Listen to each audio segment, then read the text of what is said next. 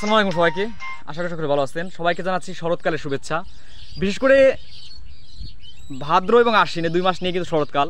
Already আমাদের মাছ থেকে আষাঢ় এবং শ্রাবণ বিদায় নিয়েছে। আমরা মাঠে আছি, বিশেষ করে আব্বু জমিতে সার দিচ্ছে। আজ আপনাদেরকে বাবুই পাখির বাসা সেটি সুন্দর করে ঘুরে দেখাবো।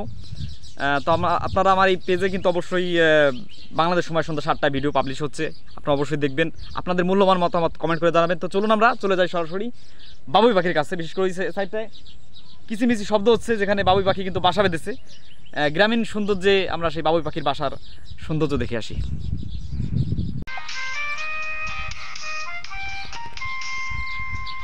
এই যে দেখতে পাচ্ছেন বাবুই পাখির বাসা।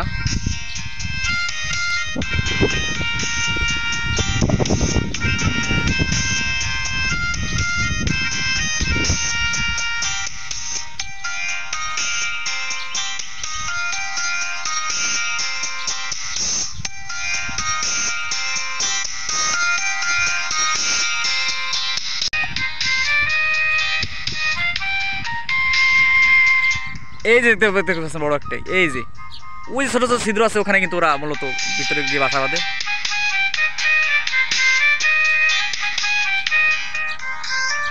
তো বন্ধুরা, এই অস্ত্রটা পাশে বিশেষ করে বাবুই পাখি কিন্তু একটা শিল্পিক পাখি বলা যায়। তারা কিন্তু একটা কবিতা আছে, আপনারা সবাই ছোটবেলায় পড়েছেন, যে বাবুই পাখিকে ডাকি বলেছে চড়াই, কুড়ে ঘরে থাকি করো শিল্পের বড়াই, আমি থাকি মহাসুখে অট্টলিকার পরে, তুমি কত কষ্ট পাও রোদ বৃষ্টি ঝড়ে। হিসেবে এই গাছে তেমন একটা ভালো দেখা যাচ্ছে না, মানে অল্প কিছু বাসা বেঁধেছে। হিসেবে যেটা বলতে চাই যে বাবুই পাখি কিন্তু সত্যি অসাধারণ একটা শৈল্পিক পাখি, এবং চড়ুই পাখির মধ্যে একটা অহংকার ভাব, এটা দেখলেই বোঝা যায় তারা কেমন জানি। আর এরা কিন্তু মূলত নিজেদের বাসা নিজেরাই তৈরি করে, নিজ হাতে গড়া মোর কাঁচা ঘর খাসা। যাই হোক, সবাই ভালো থাকবেন। আসলে প্রচণ্ড কাদা যেটি, তার জন্য হাঁটা চলা একটু কষ্ট।